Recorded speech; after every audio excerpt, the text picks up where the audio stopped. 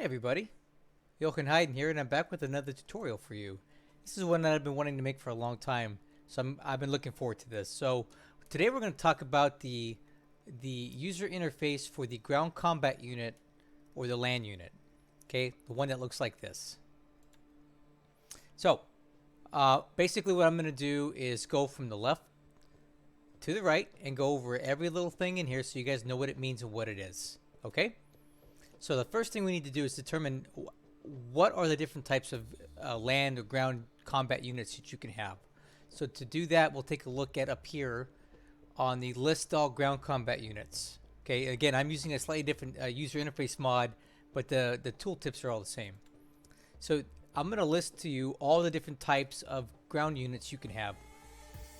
You can have an anti-aircraft unit, AA, an armored unit, artillery unit, coastal defense battery, which are like the guns that protect ports and things, an engineer unit, and there's different types of those. Let's see what else. Oh, multiple different types of headquarters. So much so that I think I should make a separate video on this because they all do different things and have different attributes, and I think that might be a separate video.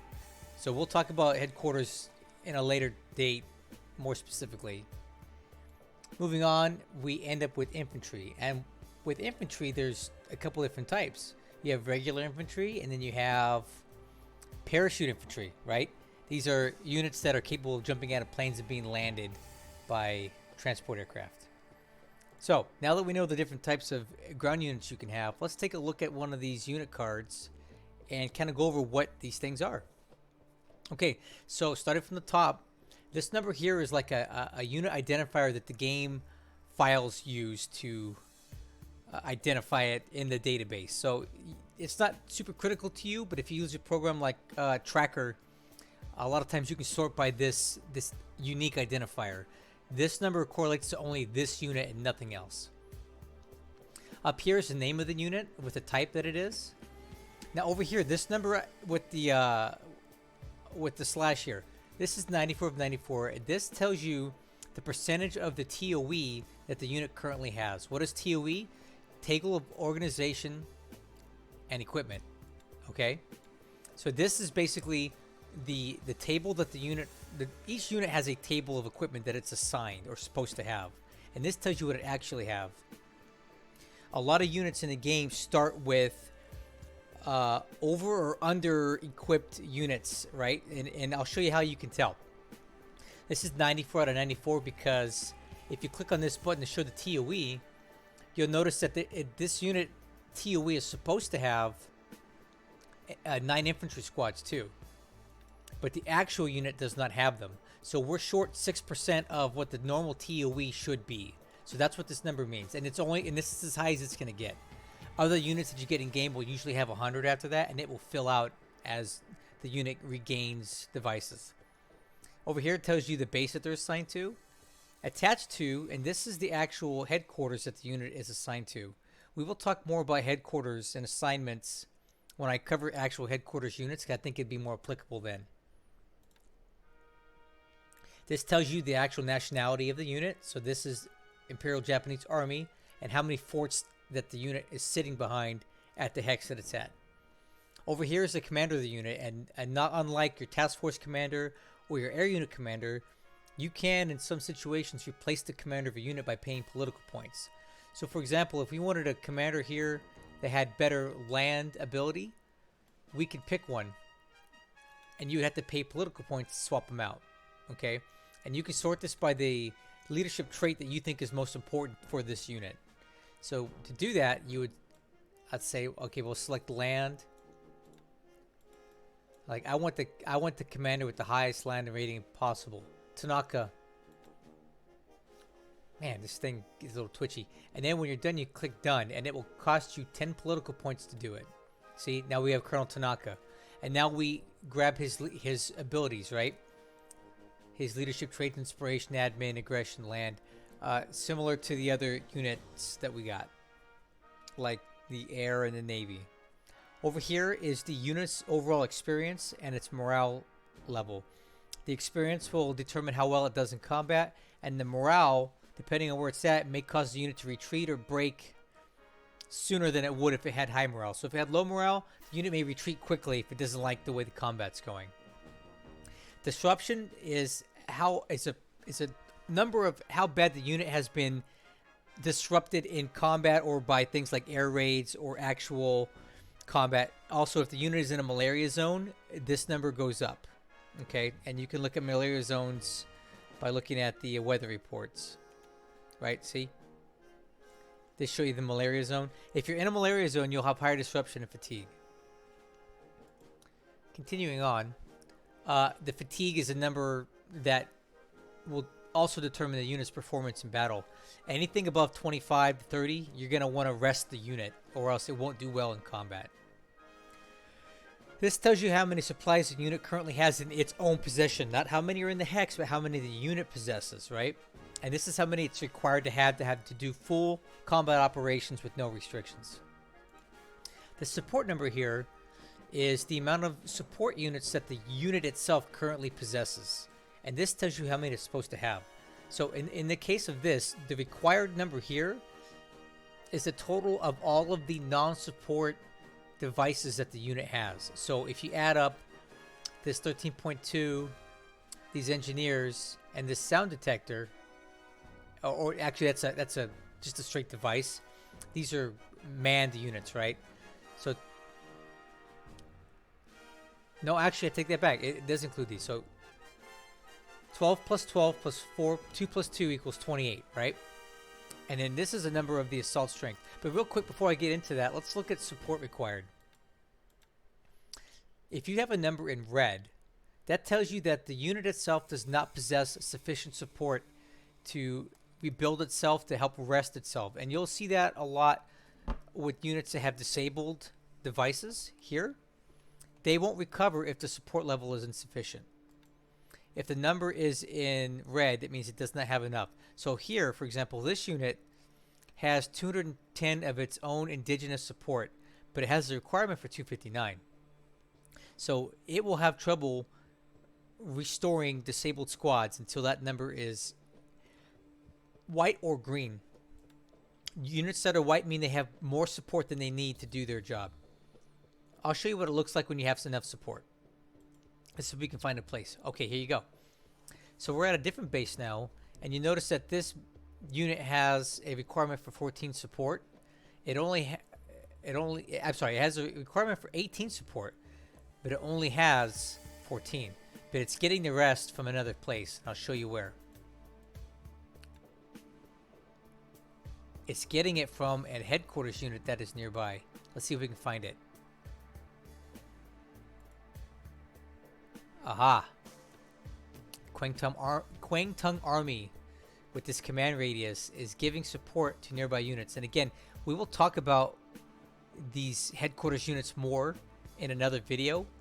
But headquarters units basically can supply additional support and coordination benefits to units within their radius. So you notice that all the units here are either green or white because they're getting additional support from headquarters units that are within range. So if you see green or white here, you're good. If you see red, you're going to have issues. Like here. This unit will start recovering these disabled units, these squads, at a reasonable rate because it has the sufficient support to do it. If this were red, it would be slowed down or completely stopped. And we'll talk more about that in a minute. Let's go back to what we were looking at before.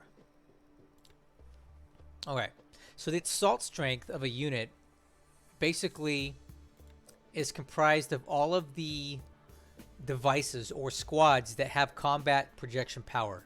So in the case of this unit, the assault strength is 60 because this unit has 48 of these squads and 12 of these squads, and when you add these up, it equals 60. So these squads produce combat power. Okay, and this is like a way that they tally up the combat power of a unit. And that's not to say that all things are created equally, right? Because 48 SLF squads are not going to be as strong as 48 tanks. So this number, don't fall in love with it. You need to also look at what the unit has in it. Additionally, these SLF squads, this HMG squad, may be more powerful than these squads here. And how do you determine how powerful these squads are and what they do? Okay, you would go up to here to your, where's it at? I gotta find it. Aircraft, troops, and vehicle database. And then you can look up infantry, and you can come down here and look at these things. So SNLF squad, right? Their anti-armor power is 5. Their anti-soft power is 20. And their load cost is 17. And that pertains to putting them on a ship and moving them somewhere.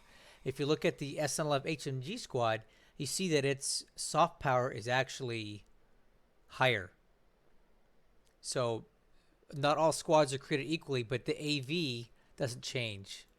So don't fall in love with that AV number. You need to look at it and determine what's in the unit to know how strong it's really going to be. Okay, let's continue on. Troop load cost. So this is how many troops are in this unit, and they determine that by looking at these squads here, and they each have a certain amount of troops that are assigned to each one. So if you take the total of all these squads here, and they have predetermined levels of troops per squad, it gives you this number here.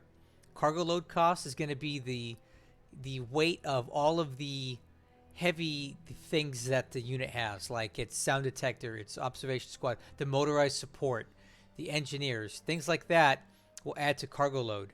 And this is the total load. So this is something you would use if you're going to put this on a ship and transport it. You would need to have a ship that has sufficient room for 480 troops and 3,600 cargo capacity. Or maybe you would need 2 ships. But this is how you can determine how many ships you'll need to move this unit. The stacking cost here is something that you would use on an atoll, like out in the ocean, right? Let me show you an example of one. Let me find a good one for you. Like this. Okay.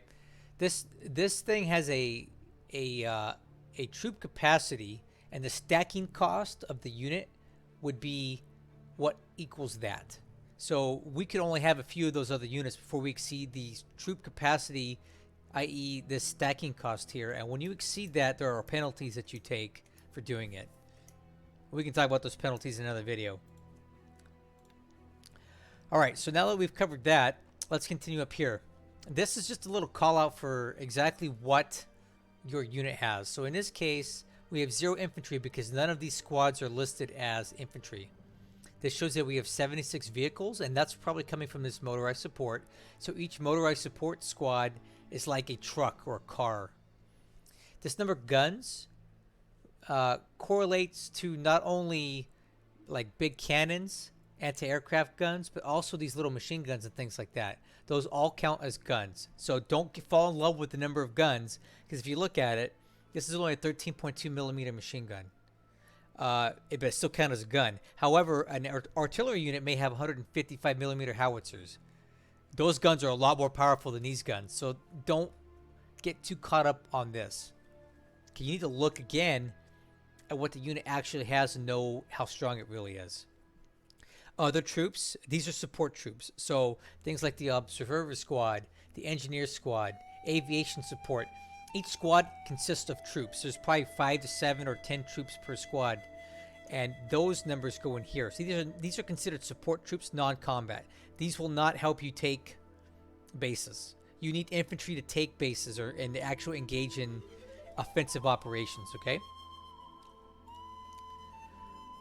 Let's go over here. Set destination hex. This is pretty self-explanatory. If I want to move this unit, I would click this button and I would select a destination. And I'll tell you, this game is really finicky about where you click. So always do your best to click in the center of your destination hex, like this.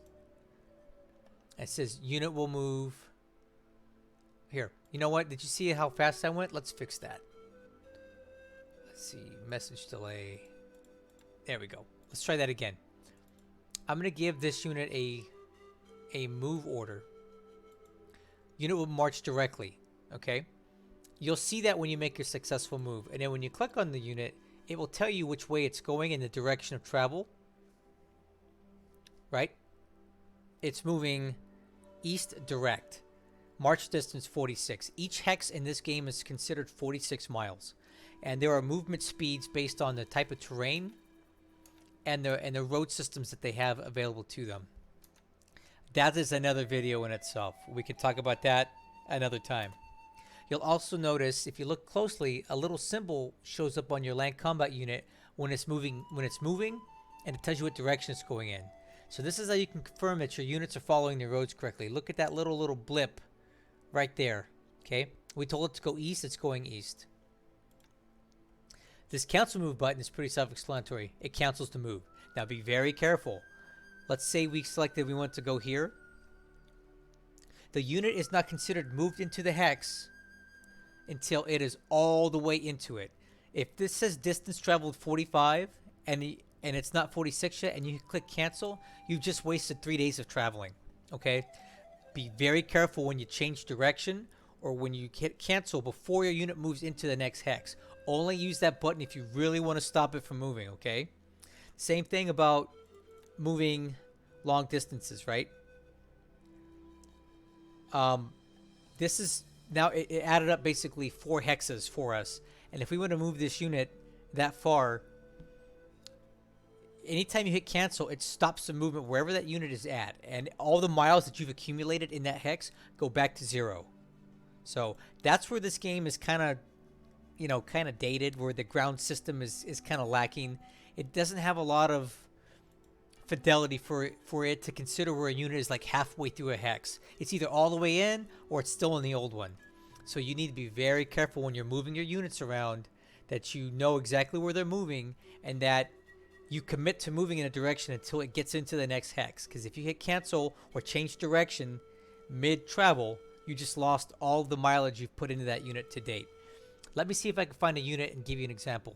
Okay, this unit is currently moving southwest towards Pinseong, right? It's been traveling for about a day or two, and it's already traveled 13 miles. It is not considered moved into this hex until it's gone all 46 miles. Now watch what happens if I cancel the move or I change direction. Now we're going to have to go to Changsha. Look what happened. It just reset back to 0. So however many days of traveling we just put in that unit are now completely lost, and we're starting from scratch. So you need to be very aware of this when you're moving your units around. If you do this wrong, you're going to waste many days of movement, and you're going to be so frustrated with yourself. Go slow when you're messing with army units and moving them around the map. Because if you click the wrong button, you tell them to change direction or you hit cancel, all of those days they've been moving in a direction are now lost. So I think we've covered that enough. Let's continue into operations modes. There are several operation modes for your units to move in. Combat mode is the slowest mode that they will travel in, but it is the mode that they will take the least amount of damages if they come into contact with another enemy unit, or they're bombed, or they're bombarded by a ship. This is, consider them fully armored up and ready for battle. They will move the slowest per turn in terms of miles traveled, but they will take the least amount of damage if engaged by anything. Move mode speeds them up. Okay, they'll move I don't want to say twice as fast, but they will move substantially faster in this mode than if they were in combat. Now the downside is if they get engaged by something, they will take more damage, especially like in a ground combat scenario. They will take more damage in move mode. So you want to make sure that if the unit is highly likely to be engaged in ground combat in the next turn, have this in combat mode before they get there. So reserve mode, also known as pursuit, moves at the same speed of move, but how it works is that if you have a unit set to reserve mode and it engages in combat, if the battle is successful, the unit that is in reserve mode will follow the enemy unit into the next hex, because you know how a unit retreats from when it's defeated, it retreats into another hex. Any unit that's in reserve mode will immediately travel into that hex with the enemy unit that you defeated, so you can attack it immediately again next turn. Now, a downside: if you're in reserve mode and your you're engaging in combat in a hex, this unit will not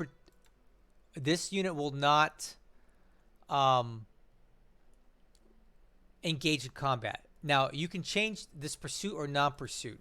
So if you click pursuit in reserve mode, the unit will follow the enemy into the next hex. If you click non-pursuit, it won't. I don't know why you would use reserve mode and non-pursuit, but you can. The other thing is you can also move in reserve mode, and if let me take a step back. If you're in move mode and you're bombed by an aircraft, your unit kicks back into combat mode to protect itself, but it slows down the movement in that hex for that turn. So instead of moving 30 miles that turn, because you were bombed, it defaults back to combat, and now you're only moving 15 miles a day. If you're in reserve mode, the unit moves at the same speed of move mode, even if it's bombed. But the drawback is you will take more casualties because it will not default back into combat mode if it's in reserve. Does that make sense? Okay. So you need to be careful if you're using reserve mode to move, because if you're bombed, you'll take a lot more casualties and it won't default to combat, but you will maintain that same move speed. I hope that makes sense. Okay, rest and training. Rest and training helps your unit recover disruption fatigue. It also helps improve morale for the unit. And if this number here is at 100, it will help the unit start to possibly gain experience at a random rate. It's going to be very slow, but every now and then the unit will kick up another percentage of experience if it's in rest and training, and a future it's at the future objective and it's at 100%. What is strategic move mode? Let's take a look at that. Now, for the Japanese, you can only use strat mode when you're going to be transporting the unit, like by sea, or if you're going to be trying to use a railway. Let me show you what that means. So let's say we want to move this unit quickly. We can click strategic move mode, and we can click here. Now, did you see that? Unit will move by railroad to that hex. Now, if you're traveling very long distances, like let's say I want to move something from Kwangtung Army, right? And I want to move it down here to Wuchang. There's a pack and unpack time that's associated with putting your unit into a strat move mode, and it changes based on the size of the unit. It could be 1 day, 2 days, 3 days. But this will use railroads to transport the unit, and it will move hundreds of miles a day as opposed to a few miles a day.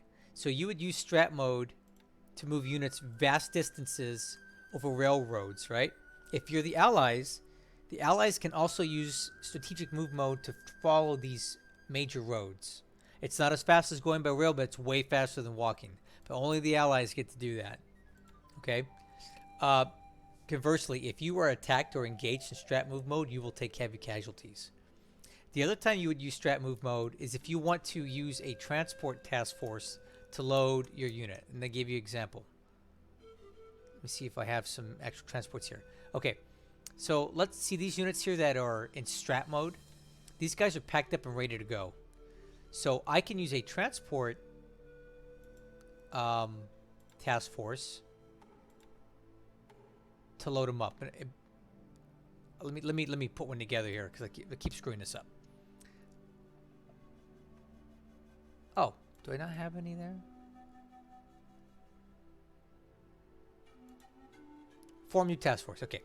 So transportation or transports unit.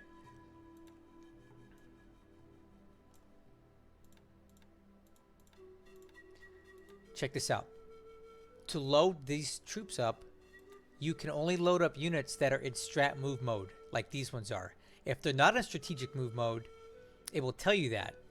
And if you click this, it will put them in strat move mode, but it takes a couple days to pack them up. So if you can get ahead of this, you put your units in strat move mode, we can instantly load these guys up. Okay? Look, now they're loading on board in strat move mode. Why would you use transport as opposed to amphibious? Because you take no casualties loading and unloading in transport mode. You have to unpack them again by going out of strat move mode when you get to your destination, but you'll take no casualties. If you do an amphibious loading and unloading, there's a chance that you take casualties. The difference is with an amphibious task force, the unit loads and unloads in combat mode, so it hits the ground running.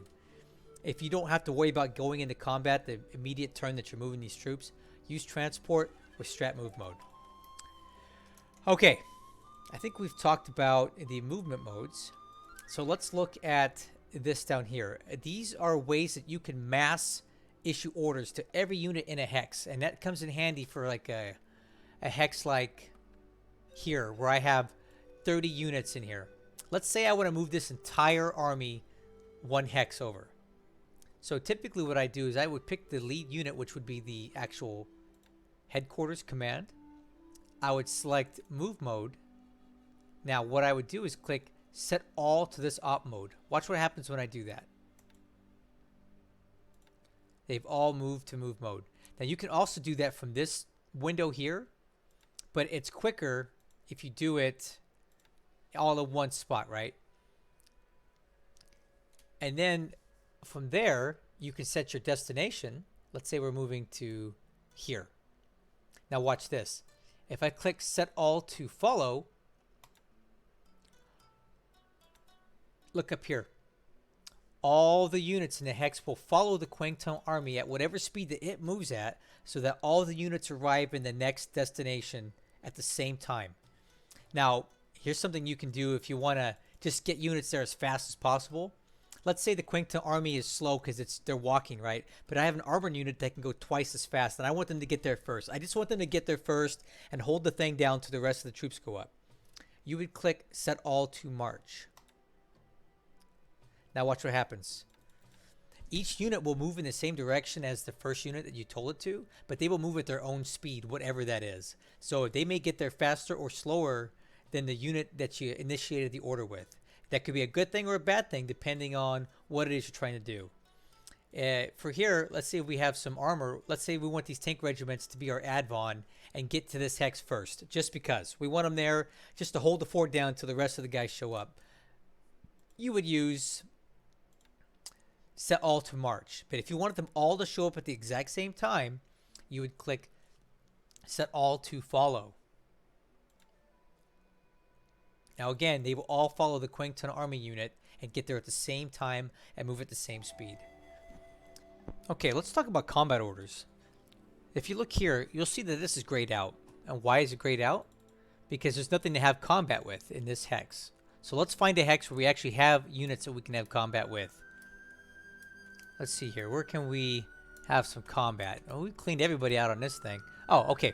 Let's go to Batavia. So you see now that we have actual enemies in the same hex as we do, we have combat orders, right? Some units can have some combat orders and not all, and some can have the rest. So, a infantry unit has access to all of these combat orders. An AA unit is a lot more passive. It can only defend. Same with, let's see, engineer regiments, construction, like, oh yeah, these engineer regiments, headquarters only can defend, but armor, artillery, and infantry units have more options. Defend means exactly what it means. It means the unit will not attack in the next turn. It will just sit there and defend itself. Deliberate attack is the mode you would use to initiate an attack on the enemy. And this is the standard attack mode that you would use. This is just regular going and engaging, nothing spectacular. Shock attack is like a heightened type of attack. Consider it like a bayonet charge, an all-out attack. And you have to be very careful when you use a shock attack because it's either going to be a spectacular victory or a spectacular defeat. You will take more casualties either way with a shock attack, but it gives you more push to your attack. So you would use this if you really want to make a big attack and you really want to end the battle in one turn and you feel like you have enough combat power that you can overwhelm your enemy. You can try a shock attack. Now, if it fails, you will take a ton of casualties and you will not win, and you will probably damage yourself so bad that you won't be able to continue attacking the following turns. So be very careful with the shock attack. This is something you would do when you really think you can win. A deliberate attack is much safer and will cost you less casualties. Bombardment does not actually engage your infantry in combat. What it will do is it will tell all the guns in the unit that has guns to fire.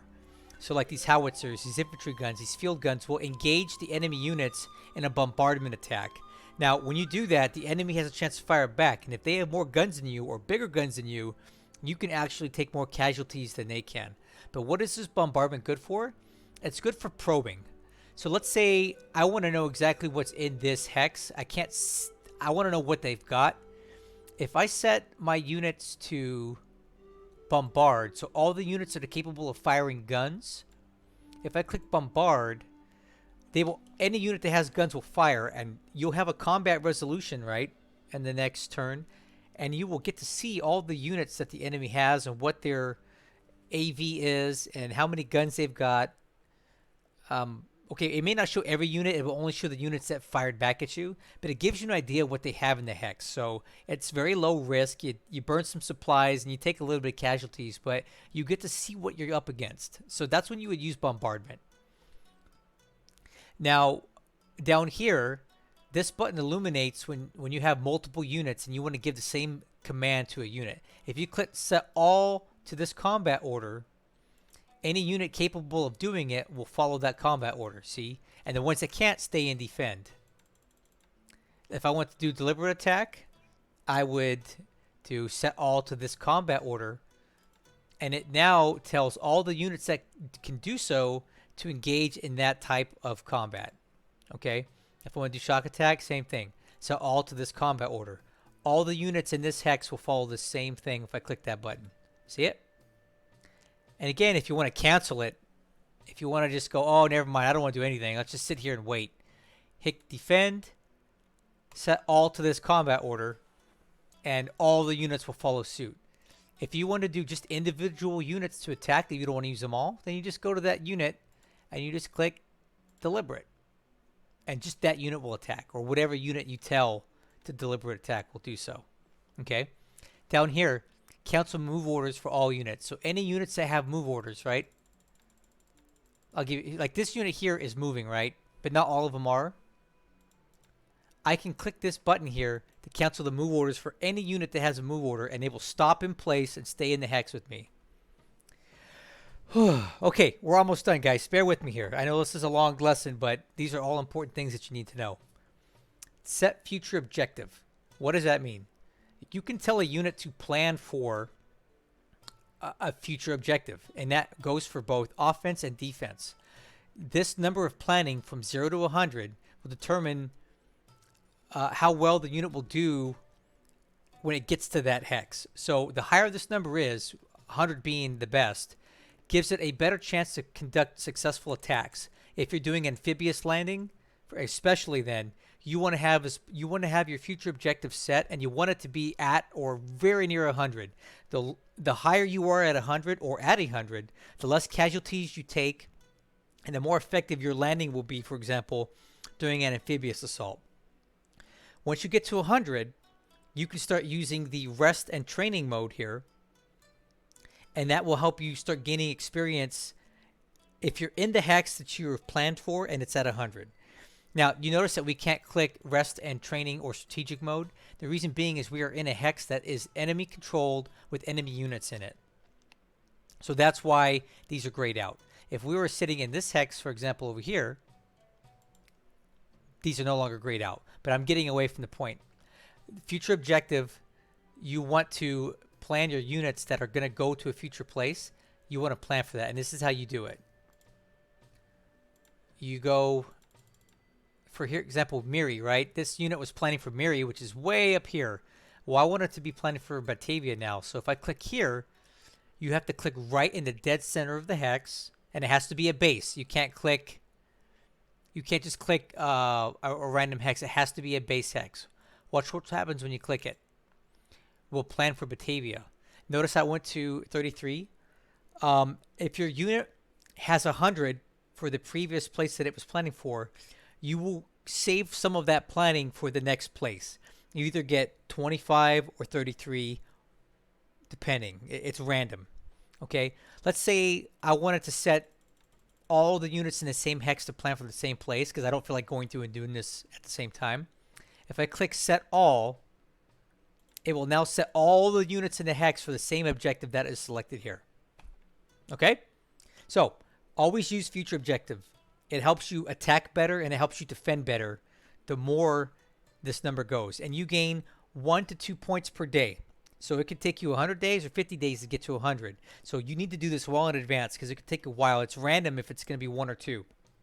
The game randomly decides with a dice roll how many points per day it will gain towards future objective. Okay, I swear we're almost done. We're down to the bottom row. No replacements. Replacements on means that this unit will increase or try to replace units that it lost up to its TOE. So how do you know if it's going to replace something? Right here, see that plus sign? That means that this unit has destroyed devices here and it needs to replace them. So if look at 7.7 millimeter, right? It has 4. We're supposed to have 6. If you have a plus sign and you turn on replacements, the game will attempt to replace units, but you need to make sure you have sufficient support, you need to have supply, and you need to be at a base for that to happen. Also here, we have 34 support with the plus sign, right? The plus sign means we're missing some. We should have 60, all right? So now this unit will attempt to heal itself up to 60 over time if you turn this on. Upgrade allowed. This will allow your units to upgrade its existing TOE to new devices as they become available. And the game kind of has a preset time as to when certain types of new tanks, certain types of new guns are available for your unit. If you have this turned on and the time has come for a new device to be ready, this will allow the unit to replace some of its old devices with new ones that are more effective than the old ones, okay? You need to be very careful, though, when you have these on. Make sure you have it only on for units that you want, or else you'll start wasting devices because you only get a finite amount of these per turn. You need to put them in units that are going to actually be in action. If you have a bunch of these units building up in your, let's say, your home bases, right? Let me find you an example of one. This unit is restricted. It can never leave Japan. I don't really care if we're short some units here because it can't go anywhere anyway. So what's the point? I don't want to have replacements and upgrade on here. I want these replacement units and these upgrade units going to my frontline troops, not to the home base ones that can never leave the island. Okay. One last thing I want to mention here is that if you see an equal sign, it means this is an equivalent or a suitable sub. So if you look here, this 40 millimeter T91 gun has a equal sign next to it.